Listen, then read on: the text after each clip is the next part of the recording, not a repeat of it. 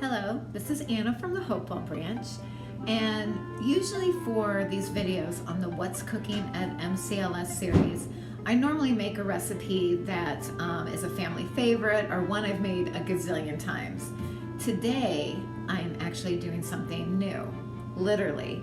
I've never made this recipe before, so I'm going to do it in the video and share with you the process as well as things I learned along the way. In the spirit of Pie Day, 3/14, I decided to try a pie. So I'm going to bake a pie from the book on pie by Erin, Jeanne, McDowell, and it's actually a breakfast pie. So here we go. Wish me luck. So we're going to start out with our crust, and we're going to use granola, sugar, sea salt, and butter. I used a maple and sea salt granola, and I debated whether I should go ahead and add the sugar and the salt, and I decided to go ahead and follow the recipe as listed. So I mixed in my salt and my sugar, and then I added the butter that I had melted, and you're just going to make sure you mix that in really well with the granola.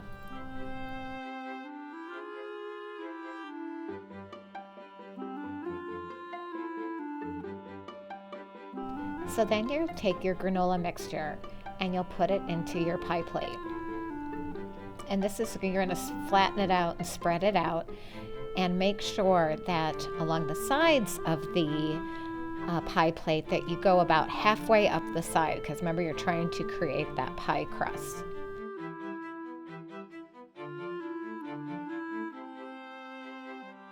So I took a measuring cup, which he actually mentions can help spread it out, as well as kind of moving up the crust along the edges of the pie plate.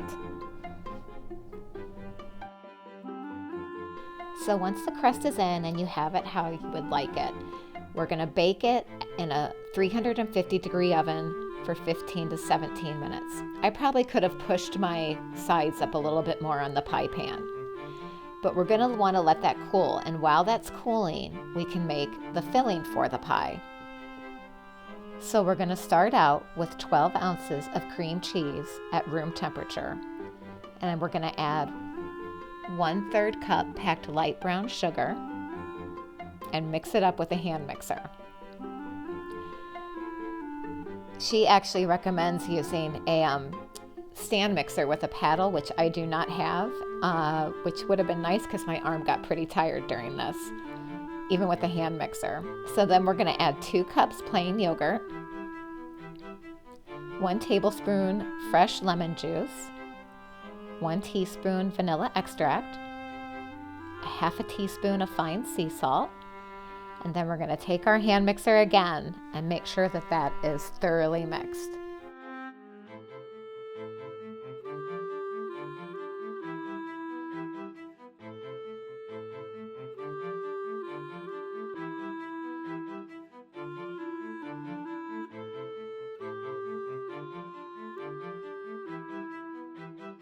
So we're going to take our pie crust and we're going to put on the bottom of the pie crust I use raspberry preserves. And apparently you're supposed to let it chill for a little bit and then make your filling, but I went ahead and I had my filling already made, so I just added it right on top of my preserves. And we're going to spread it out into an even layer. And then you're going to want to refrigerate for at least 8 hours. And if it's going to be over 8 hours, go ahead and cover it in plastic wrap. After it's chilled, this is when you add the final touches. I did blackberries, raspberries, and strawberries along the edges, but you really can't do any kind of cut fruit or berries. And over that, I drizzled a little bit of runny honey. And I just kind of drizzled it a little bit over the fruit. And there you have it, pie for breakfast. Once again, this is from the book on pie by Erin, Jeanne, McDowell. Okay, so what did I learn? Well, apparently I need to read instructions a little bit better, although I don't think the non-chilling of the preserves before I put the cream filling on really made that big of a difference. And my goal the next time I make it, because I will make it again, because I have to tell you, the flavors are amazing, so delicious.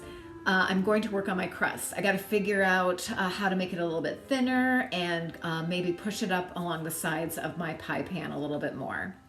If you make this recipe, or if you have any tips for me, let me know. You can tag us on social media at MCLSNJ.